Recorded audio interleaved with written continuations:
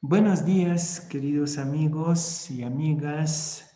Retomamos la caminata en la serie sobre la oración. La semana pasada les dejé en manos del hermano Esteban y de su bello comentario continuo de la Biblia a través de la tradición de Rashi. Pero nosotros retomamos hoy día en el contexto. Bueno, siempre el tema es el contexto, ¿no? Cómo hablar de Dios en este contexto, cómo hablar de la oración en este contexto. Me voy a dedicar en esta vez a la relación entre oración y sufrimiento. Si, ¿Qué relación podemos hacer? O si la oración solamente funciona para quejarse cuando sufrimos, o si no hay relación entre oración y sufrimiento. ¿Qué podemos esperar de esta pareja oración-sufrimiento? Quisiera partir de una convicción profunda como monje, por lo menos, y que quisiera compartir con ustedes y que quisiera que ustedes vayan compartiendo conmigo, es que el orante poco a poco se vuelve un íntimo de Dios. Es un poco audaz decir eso. Se vuelve un íntimo de Dios y por lo tanto como un confidente con la práctica fiel, perseverante de la oración. Nos volvemos confidentes de Dios y Dios nuestro confidente. Y entonces, si llegamos a una intimidad tal, yo creo que Jesús deseaba esta intimidad entre Él y nosotros el Padre, en particular en el capítulo 17 del Evangelio de San Juan. Entonces, esto nos da derechos sobre Dios. El orante tiene derechos sobre Dios. Vean los salmos. Es increíble lo atrevido que está el salmista con su Dios, porque tiene este derecho de una confidencia, de una intimidad. Vean a Moisés, que también se queja a Dios, incluso una vez, de manera muy interesante, Moisés amenaza romper el lazo de amistad con Dios si Dios abandona a su pueblo. ¿Qué decir de Job? Que en esta intimidad confidente con su Dios le grita durante 40 capítulos su indignación. Yo creo que el orante es un creyente malcriado y hay que apoyarnos en esta malcriadez de un derecho de intimidad y de confidencia con Dios para poder abordar la cuestión del sufrimiento en la oración o de la relación del eco del sufrimiento del mundo, de la humanidad para el que ora. Subrayo ahora algunos grandes conflictos del creyente, que son los conflictos permanentes que nos atraviesan y en particular nos atraviesan en la oración. Un primer problema, una primera conflictividad es la imprevisibilidad de Dios. Dios es siempre imprevisible por su misterio. Acuérdense de Jonás, como Jonás no quería meterse con Dios de cierta manera, no quería comprometerse con Él, no quería obedecerlo porque sabía que es un Dios imprevisible, que no funciona según tus caprichos. Y él tenía caprichos con el pueblo de Nínive y sabía perfectamente que esto no era la manera de pensar de Dios, ¿no? Entonces, nos pasa muchas veces, pues, ¿qué pasa con Dios? ¿No? Es muy imprevisible hasta cierto punto, porque la imprevisibilidad de Dios es su misericordia. Es ahí donde es imprevisible. Es lo que daba rabia a Jonás, ¿no? O sea, yo sabía que tú les ibas a perdonar, ¿no? Entonces, ¿para qué trabajar contigo si de toda manera la palabra va a ser la misericordia? Entonces no es tan imprevisible. Podemos estar seguros que cuando Dios nos sorprende en su manera de actuar o de no actuar, es que el fundamento de esto es y lo más seguro es su misericordia. La gran discusión que atraviesa toda la Biblia y nuestro corazón creyente es la suerte de los malvados y la desgracia de los justos. Eso continúa todavía, ¿no? Muchos justos, estaba viendo en este momento los múltiples asesinatos de defensores, a veces muy jóvenes, de derechos humanos o de los derechos de la Pachamama, de la madre tierra, del planeta, que están amenazados o asesinados, ¿no? Y estos asesinatos están sin castigo, sin haber sido tomado en cuenta. Entonces, hay una discusión permanente entre Dios y el orante sobre la injusticia del mundo, donde a los pecadores y los grandes corruptos les va súper bien, y a los que son honestos les va en general bastante mal. Y cómo además, ese será el escándalo de los judíos, de los fariseos, y cómo además Dios tiene preferencia, el Dios de Jesús por lo menos, por los pecadores. ¿Cómo es que Jesús come con los pecadores? Escándalo, escándalo permanente del orante. Pero esos escándalos nos dan, sin embargo, el permiso de reproche. Hay muchos reproches a Dios en los salmos, por ejemplo, o en los profetas. ¿Por qué? Doy como ejemplo esta antífona que cantamos regularmente en maitines. ¿Por qué duermes, Señor? ¿Hasta cuándo te vas a quedar dormido, ausente? Sí, es la condición del orante es su soledad. Su soledad, y curioso, ¿no? Es paradójico, como siempre con nuestro Dios, soledad e intimidad. Acabo de decir que la intimidad confidente, ¿no? De la confidencia recíproca entre Dios y el orante, es su fuerza, es su derecho, y simultáneamente el creyente orante está en una profunda soledad. ¿De dónde le viene la soledad? En que el Dios confidente de la oración no le responde a los conflictos interiores que lo atraviesan, ¿no? ¿Hasta cuándo vas a dormir? Pues, y no contesta. ¿Cómo es posible que los malvados siempre ganen y los justos estén condenados? No responde, etc. ¿Ya? Entonces, la intimidad y la soledad frente al misterio de los conflictos de la fe y de la historia de la realidad. En esta experiencia del sufrimiento, de la injusticia, yo diría de la desigualdad entre buenos y malos en el mundo, en la Biblia hay como dos grandes corrientes de actitudes, ¿no? Dos grandes actitudes, corrientes de actitudes que van a atravesar. Hay una tercera, la voy a señalar, pero que no es la que les sugiero por lo menos, ¿no? Las dos grandes corrientes es la primera de Coelet, del Eclesiastés, que finalmente se resigna. Todo es vanidad, pues el mundo sigue dando vueltas sobre la injusticia, el sufrimiento. Bueno, ¿qué vamos a hacer? Así es, pues, y Dios que se las arregle. Esa es la resignación. Y podemos caer en esta resignación con todo el amor y admiración que tengo para el protestantismo. Creo que las espiritualidades y teologías de la Reforma podrían tener un poco más que los católicos esta tendencia a la resignación, o sea, no hay que hacer nada, o sea, solo la misericordia, pero no explica nada, nada va a cambiar, somos pecadores, en un cierto comentario o cierta manera de comprender la carta a los romanos de San Pablo.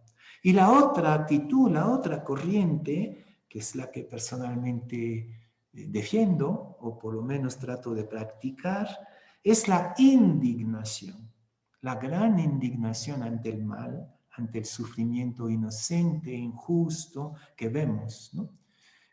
lo que estamos presenciando y que supera toda imaginación y sobre todo toda capacidad nuestra, puede llevarnos a la resignación o a la indignación. Y la indignación de Job, del profeta Jeremías, bueno, del siervo sufriente, etcétera. Hay muchos gritos de indignación.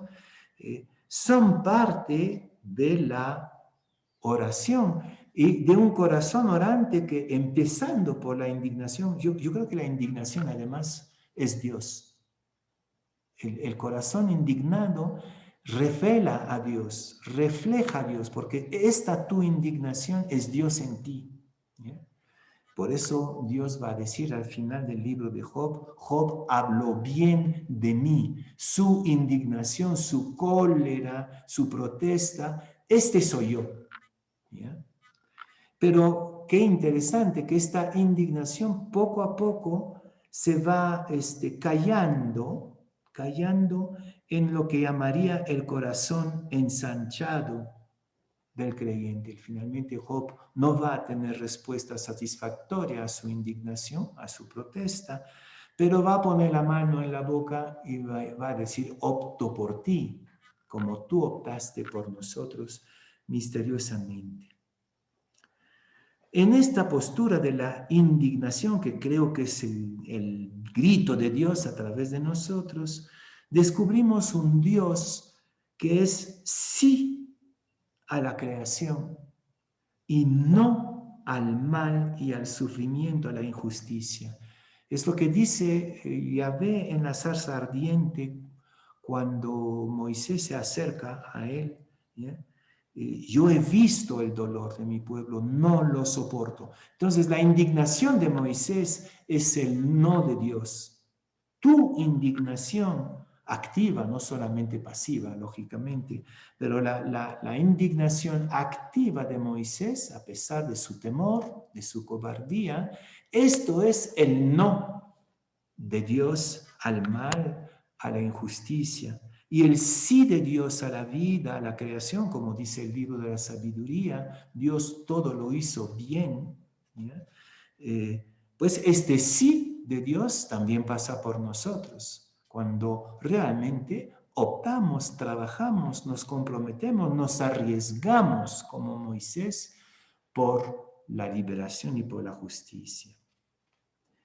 Entonces, nuestra indignación, yo diría que es una divina indignación, es una teofanía. A través de nuestra indignación, Dios se revela, Dios aparece. La lucha por la justicia, el compromiso por la verdad, por la honestidad, es el no de Dios al mal y el sí de Dios puesto en nuestras manos. Es como si Dios, a través de este fuego de la indignación, nos enviara a revelarlos.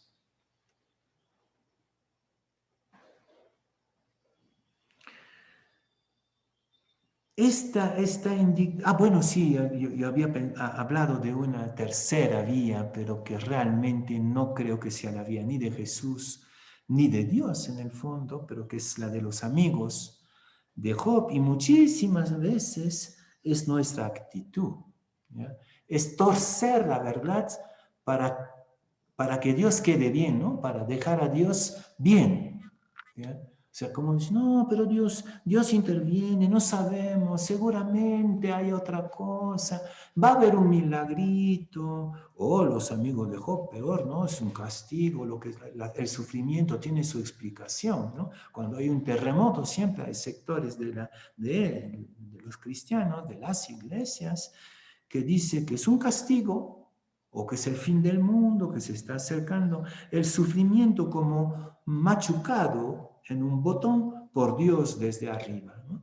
Pero eso es, primero, es absolutamente incompatible con el Evangelio. Acuérdense de la torre de Siloé que mató a 7 personas, pues no fue voluntad de Dios. O la ceguera del ciego de nacimiento en Juan 9, tampoco. tampoco es voluntad de Dios, más bien es una oportunidad. Este ciego es la oportunidad de gritar y de decir la opción de Dios por la vida y la visión, ¿no? Y entonces sí podemos mentir y muchas veces mentimos. Damos una lectura voluntariamente truncada de la realidad para no atacar a Dios, para no arriesgar de dejarlo mal. Bueno, Dios prefiere quedarse mal y confiar en nuestra indignación y nuestro compromiso como teofanías. Bien, quería por lo menos señalar, porque a veces estamos tentados de mentir para salvar nuestra religión, pero en el fondo decimos cantidad de cosas que no creemos para nada. Termino entonces con cómo se vive eso en el proceso orante, ¿no? Cómo se vive estos conflictos internos que señalaba en un primer momento, cómo se vive esta indignación y este compromiso en la oración. Porque me van a decir, ¿qué tiene que ver todo esto con la oración? Está íntimamente ligada. Y aquí quisiera retomar una secuencia que nosotros trabajamos desde muchos años en la escuela de acompañamiento espiritual en Maús. La secuencia entre el gemido, el grito y la palabra. Yo creo que en la oración vamos recogiendo estas tres etapas del sufrimiento. En un primer momento, el sufrimiento es tan hondo, tan profundo, tan indecible, que no logra expresarse de otra manera que por el gemido. Y sí, la oración es gemido. El orante lleva el gemido de un sufrimiento último, límite, indecible, lo lleva, gime en silencio ante Dios. Cada mañana gimo en silencio ante Dios, llevando toda esa carga de sufrimiento que no se puede expresar por su profundidad y su hondura. Y en un segundo momento, cuando este gemido llega a cobrar alguna fuerza, y creo que orando este gemido, llevando este gemido en la oración, permitimos al sufriente, al mundo sufriente, cobrar cierta energía que permite el grito. ¿Qué cosa es el grito? Es la ruptura del dique del sufrimiento, es ese aguante. A veces en nuestros pueblos, en medio de los pobres, siento que hay un aguante infinito hacia el sufrimiento, ¿no?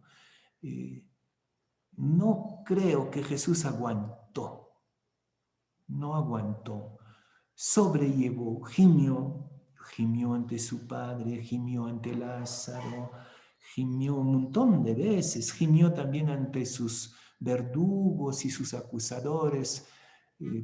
Perdónales, no saben lo que hacen, ¿no? O sea, hay un gemido tan hondo, ¿cómo es posible? ¿No? Escuchamos, vemos cosas tan terribles últimamente, hay familias enteras devastadas por la muerte del COVID. No, pues, entonces hay este gemido, estas lágrimas sin palabras que salen del corazón orante, pero llevando estas lágrimas sin palabra, permitimos el grito. Y ahí creo que los salmos son una maravillosa escuela. Yo creo que la mayoría de los salmos son un grito. Son un grito. ¿Qué cosa es el grito? Es la ruptura del dique del aguante sufriente. Y a veces este grito puede ser tremendo, ¿no? O sea, el Salmo 136 que dice, ojalá se agarre, que tú, Dios, agarres los niños de los babilonios y que los vayas estrellando en la roca. Pues ese es un grito. Evidentemente que eso no es lo que Dios va a hacer. Dios lo sabemos siempre, la imprevisibilidad de Dios es su misericordia.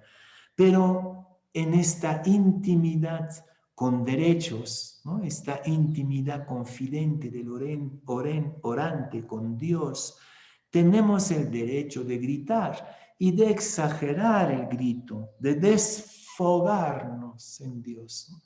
Muchos salmos son un desfogue y creo que podemos aprender de ellos. Nosotros tenemos la suerte de estar como empapados de salmos.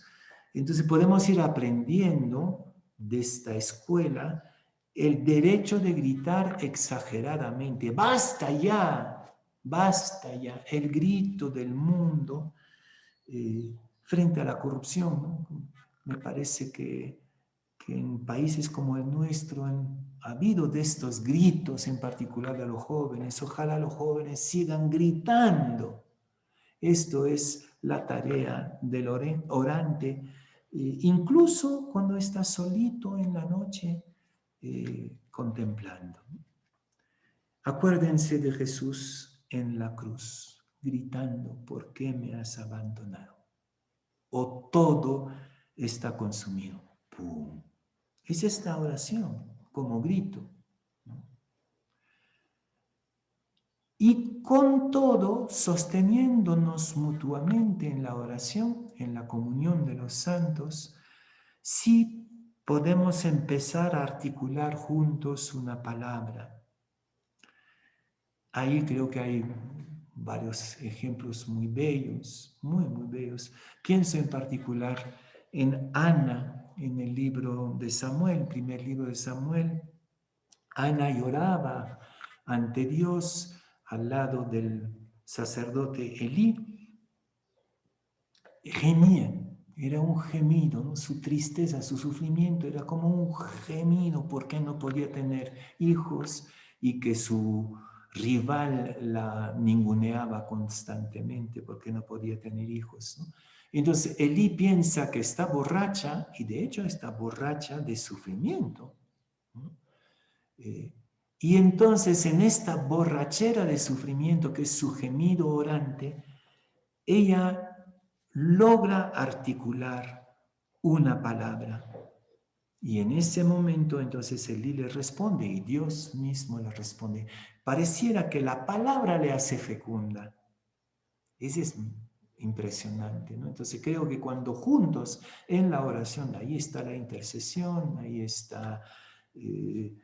sí, el comentar la palabra, por ejemplo, cuando hacemos lección divina compartida, cuando articulamos una palabra, esta palabra articulada hace que el sufrimiento se vuelva fecundo para engendrar. Pienso en Jesús en el tribunal cuando lo abofetean en San Juan, ¿no? ¿Cómo logra? Normalmente se calla, es un gemido casi inaudible el proceso de Jesús, el juicio de Jesús, pero llega un momento en que ya es demasiado. Ese funcionario que lo abofetea para, no sé, para ganar el aprecio de sus superiores, seguramente. Y Jesús dice, pero ¿por qué me has abofeteado? ¿Por qué me golpeas? O sea, hay una articulación de palabra que deja al otro frente a su absurda violencia. También el diálogo de Jesús con el buen ladrón. Bueno, claro que eso es una construcción también de San Lucas, pero qué belleza que Jesús ahí agotado y el ladrón también agotado en su sufrimiento de mucho tiempo, de una vida posiblemente, y Jesús llegando al final de su cruz, de su pasión, logran los dos articular una palabra y esta palabra desemboca en el paraíso, ¿no? En el perdón absoluto, la imprevisibilidad de la misericordia. Yo creo, para terminar, que la encarnación, que es el dogma fundamental, más original de nuestra fe cristiana, la encarnación de Dios, equivale a la participación de Dios en la precariedad, en la indignación y en la utopía de una palabra fecunda.